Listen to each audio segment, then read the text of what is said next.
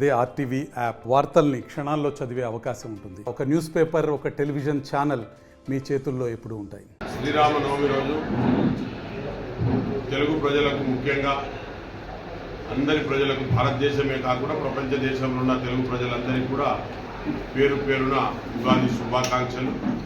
దానితో పాటు మహిళల అక్కలకు, చెల్లెలకు అందరికీ కూడా ప్రపంచ దేశంలో ఉన్న తెలుగుదేశంలో తెలుగు ప్రజలకు అందరికీ కూడా పేరు పేరున ధన్యవాదాలు చెప్తూ, ముఖ్యంగా ఇవాళ మేము ఇలా మహిబాద్లో ఉంటూ ఇవాళ మహిబాద్లో కూడా ఎమ్మెల్యే గారు, మన కాంగ్రెస్ పార్టీలో ఉన్న వెంకట్రావు గారు ఎమ్మెల్యే గారు, స్థానిక ఎమ్మెల్యే భద్రాచలం వారి క్యాంప్ ఆఫీసులో అందరం కూడా కార్యకర్తల సమావేశమై పూజలు జరిపించుకొని, దాని తర్వాత ముఖ్యంగా మేము రాబోయే కాలంలో భద్రాచలం ఒక నియోజకవర్గానికి తప్పకుండా టూరిజం స్పాట్ కానీ, ఇరిగేషన్ మోడికుంట వాగు కానీ, ఈ 5 గ్రామ పంచాయతీలు కూడా మేము తప్పకుండా భద్రాచలంలో కలిపేందుకు అవకాశము 90% ఉంది.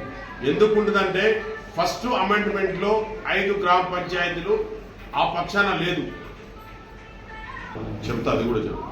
అయితే ఈ 5 గ్రామ పంచాయతీలు తప్పకుండా మేము భద్రాచలంలో కలుపుతాం, భద్రాచలం పంచాయతీలో. ఎందుకంటే ఫస్ట్ అమెండ్మెంట్లో అక్కడ లేదు, ఆంధ్రలో లోక్సభ పార్లమెంట్లో పాస్ అయినప్పుడు అమెండ్మెంట్లో లేదు, మళ్ళా రాజ్యసభలో చేసినప్పుడు అమెండ్మెంట్లో వాళ్ళు కల్పేశారు.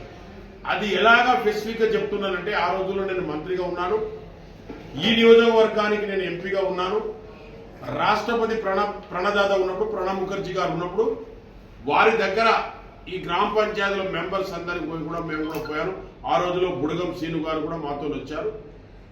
అందరం కూడా వెళ్ళి ఆ 5 గ్రామ పంచాయతీ కంబ్యాక్ రిటర్న్ చేయమని మేము అడిగితే తప్పకుండా అమెండ్మెంట్లో పెట్టిస్తామని చెప్పేసి టీఆర్ఎస్ పార్టీ పట్టించుకోలేదు, బీఆర్ఎస్ పార్టీ పట్టించుకోలేదు.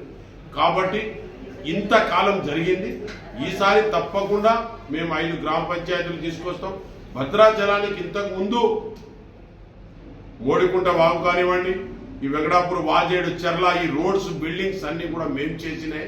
కాంగ్రెస్ పార్టీ బలరాం నాయక్ గారు, నేను ఎంపీగా ఉన్నప్పుడు చేసినే తప్ప 10 సంవత్సరాలు ఏమాత్రం పని జరగలేదు. కేవలం ఓడు భూముల చట్టం కూడా తీసుకొచ్చింది మేమే. ఆదివాసులకు ఆ రోజుల్లో రాజశేఖర రెడ్డి గారు నేను తీసుకొచ్చి పోడు భూముల పట్టాలను కూడా గ్రౌండ్లో, భద్రాచలం గ్రౌండ్లో కూడా పంచింది మేమే. అందులో నేను, రాజశేఖర రెడ్డి గారు, ఆ రోజుల్లో ఉన్న మంత్రులందరూ కూడా ఉన్నారు. కాబట్టి ఈసారి లోకల్ ఎమ్మెల్యే వెంకట్రావు గారు, నేను, దానితో పాటు కోడం వీరయ్య గారు కానివ్వండి, మండల ప్రెసిడెంట్లు, ఇక్కడ ఉన్న నాయకులు, మా పనిచేస్తున్న స్థానిక మహిళల అక్కలకు, చెల్లెలకు అందరూ కూడా అందరితోని మేము కృషి చేసి, నేను, ఎమ్మెల్యే గారు తప్పకుండా ఈ నియోజకవర్గానికి డెవలప్ చేస్తాం. ఆ రోజుల్లో రోడ్లు కానీ, వెంకటాపురం, వాజేడు, చెర్ల, ఈ వెంకటాపురం బ్రిడ్జి, భద్రాచలం బ్రిడ్జి, ఇవన్నీ కూడా చేసింది మేమే.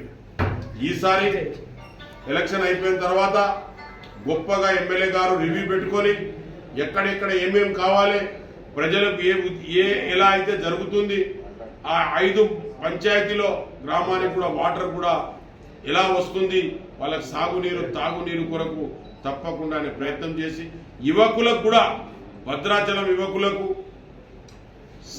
పినపాక యువకులకు, వాళ్ళకందరికీ కూడా ఇవి ఐటీసీ ఫ్యాక్టరీలో మేము 11th ప్లాంట్కు ఆ రోజే పైసలు కట్టాం. కాబట్టి ఆ ప్లాంట్ వస్తే అందులో చెప్పుల పారాగాన్ ఫ్యాక్టరీ కూడా దాంట్లో ఇంక్లూడ్ అయి ఉన్నది. అందు 4,000 చిల్లర ఎంప్లాయ్మెంట్ కూడా ఉంది. కాబట్టి లోకలకు స్థానికంగా అడాప్టెడ్ చేయించి తప్పకుండా ఇక్కడ మా కార్యకర్తలు, బిడ్డలు కానీ, వాళ్ళ చెల్లెలు కానీ, వాళ్ళకున్న వారికి, మా కాంగ్రెస్ పార్టీలో పనిచేస్తున్న వారికి అందరికీ కూడా మేము ఎంప్లాయ్మెంట్ ఇప్పిస్తేందుకు మేము తోడ్పడతాం, ఎమ్మెల్యే గారు కానీ, మేము కానీ. దానితో పాటు రాములవారి టెంపుల్, రాములవారి ఆశీస్సులు తప్పకుండా ప్రజలందరి మీద ఉంటుంది. రేవంత్ అన్న కూడా, ముఖ్యమంత్రి గారు, క్యాబినెట్లో ఉన్నోళ్ళు కూడా మొత్తం అక్కడ ఎక్కడెక్కడ ఉన్నాయో వారికి కొనేసి అక్కడ వాళ్ళకు కూడా కంపెన్సేషన్ కట్టించి డెవలప్ చేయాలని ఎమ్మెల్యే గారికి కూడా చెప్పడం జరిగింది. కాబట్టి ఎమ్మెల్యే గారు కూడా ఎంతో సంతోషంగా ఉన్నారు. కాబట్టి డెవలప్మెంట్ విషయం కాబట్టి ఎమ్మెల్యే గారు టీఆర్ఎస్ పార్టీ గెలిచినా కాంగ్రెస్ పార్టీ డెవలప్ చేస్తుంది. ఆదివాసులకు పోడు భూముల చట్టాలు కానీ పట్టాలు కానీ ఇవన్నీ కూడా ఆదివాసులకు అన్ని సౌకర్యాలు కలగాలి. పెన్షన్లు, ఇంద్రమ్మ ఇళ్ళు డెఫినెట్గా ఇస్తాం అందరికీ. కరెంటు కూడా మేము ఇస్తూనే ఉన్నాం, బస్సు కూడా ఫ్రీ ఇస్తూనే ఉన్నాం. 5 డిక్లరేషన్ 100% మేము డిక్లరేషన్ చేస్తూ ఉన్నాం. 5 ఇంకోటి కూడా తప్పకుండా ఇస్తాం. రైతు రుణమాఫీ 100% ఇస్తాం. ఇవాళ 1వ తారీఖు జీతం ఇస్తున్నామంటే మామూలు విషయం కాదు. ఆ 1వ తారీఖు ఎంప్లాయీకి జీతాలు ఇవ్వకపోతే పోలీస్ డిపార్ట్మెంట్లో డ్యూటీ చేయరు, ఎంఆర్ఓ ఆఫీసులో డ్యూటీ చేయరు, హెల్త్ ఆఫీస్లో హాస్పిటల్లో డాక్టర్లు డ్యూటీ చేయరు, కంపౌండర్లు డ్యూటీ చేయరు, సిస్టర్లు డ్యూటీ చేయరు. కాబట్టి వాళ్లకు 1వ తారీఖు నాడు జీతం ఇచ్చే కంపల్సరీ ఇవ్వాలని మేము ఒక నిర్ణయం తీసుకొని రేవంత్ రెడ్డి గారు, గౌరవనీయుల ముఖ్యమంత్రి గారు, అందులో ఉన్న క్యాబినెట్గా ఉన్న వాళ్ళు కానీ రాహుల్ గాంధీ గారు కూడా నిన్న వచ్చిన తర్వాత స్వతంత్రం తెచ్చిన వాళ్ళ కుటుంబం, అలాగనే వాళ్ళ గ్రాండ్ మదర్ ఇందిరాగాంధీ గారు దేశానికి ప్రాణాలు ఇచ్చారు, రాజీవ్ గాంధీ గారు ప్రాణాలు ఇచ్చారు. కాబట్టి అటువంటి కుటుంబంలో పుట్టిన ఆయనే నిన్న మహిళల అక్కలకు సంవత్సరానికి ₹1,00,000 ఇవ్వాలని అన్నారు. దాని తర్వాత వాళ్ళకు 5 బెనిఫిట్ ఇచ్చారు వాళ్ళకు రాహుల్ గాంధీ గారు. దానితో పాటు ముఖ్యంగా ఎంప్లాయ్మెంట్ ఐటీఐ ప్రాబ్లం, ఐటీఐతో అప్రెంటిషిప్ హాస్పిటల్లో కానీ ఇంకో దగ్గర అప్రెంటిషిప్ ఇచ్చి అన్ఎంప్లాయ్మెంట్ తగ్గించి ఈ భారతదేశంలో ఉన్న యువకులకు వాళ్ళ తల్లిదండ్రులకు సంతోషపరిచేందుకే రాహుల్ గాంధీ కంకణం కట్టి 4,000 కిలోమీటర్లు తిరిగింది. హాస్యోడం అంటే చేతులు కలిపి స్నేహ రూపంగా చేసే ఉద్దేశంతో బడుగు బలహీన వర్గాలు, ఒకటి ట్రైబలే కాదు, ఆదివాసులే కాదు, ఎస్టీలు, ఎస్సీలు, బీసీలు అన్ని కులాలకు అతీతంగా ముందుకు తీసుకుపోయేందుకు రాహుల్ గాంధీ గారు కంకణం కట్టుకొని పనిచేస్తున్నాడు, పాదయాత్ర కూడా చేస్తున్నాడు.